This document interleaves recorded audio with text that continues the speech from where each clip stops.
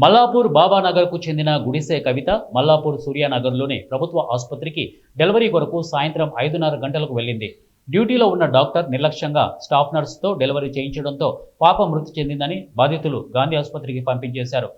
అక్కడ పాపను పరిశీలించిన డాక్టర్లు అప్పటికే పాప చనిపోయి చాలా సమయం అవుతోందని డాక్టర్లు తెలిపారు. డాక్టర్ల నిర్లక్ష్యంతోనే పాప మృతి చెందిందని ఆరోపిస్తూ బంధువులు ఆసుపత్రి ఎదుట ఆందోళన చేపట్టారు.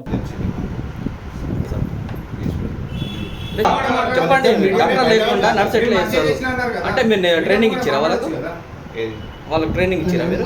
స్టాఫ్ నర్సెస్ ఇప్పటికీ ఆ స్టాఫ్ నర్స్ ఒక 1000 to 2000 డెలివరీస్ చేస్తున్నారండి.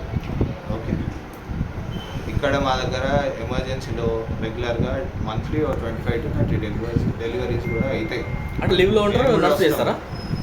ఏది ఎమర్జెన్సీలో స్టాఫ్ నర్స్ కూడా చేస్తాం. మేము బేబీని బ్రతికేయడానికి చాలా ట్రై చేస్తాం. చేసినప్పుడు మా ప్రయత్నం మేము చేసినామండి, మేము చేయలేదని. ఆ అంకుల్ తోలుకొని వచ్చిన నేను వచ్చి కూడా వాళ్ళతో కూడా అడిగిస్తే కూడా ఏమన్నారు, 24 గంటల టైము అవుతుంది అన్నారు. మీకు కాకపోతే చెప్పేసేయండి, నేను తీసుకెళ్తాను చెప్పిన అన్నప్పుడు మరి తీసుకెళ్ళాలన్నారు. అప్పుడే అన్నారు, మేము ఇప్పుడు రాసేస్తే మీకు మధ్యలో పోతుంటేనే మన అయితే మా బాధ్యత లేదంటే మీ బాధ్యత ఏది ఉండదు. నేను మాట్లాడుకుంటా నా పిల్లకి ఆపరేషన్ కానీ ఏది కానీ కడుపుల బిడ్డ బయట పడితే చాలు అనుకున్నా.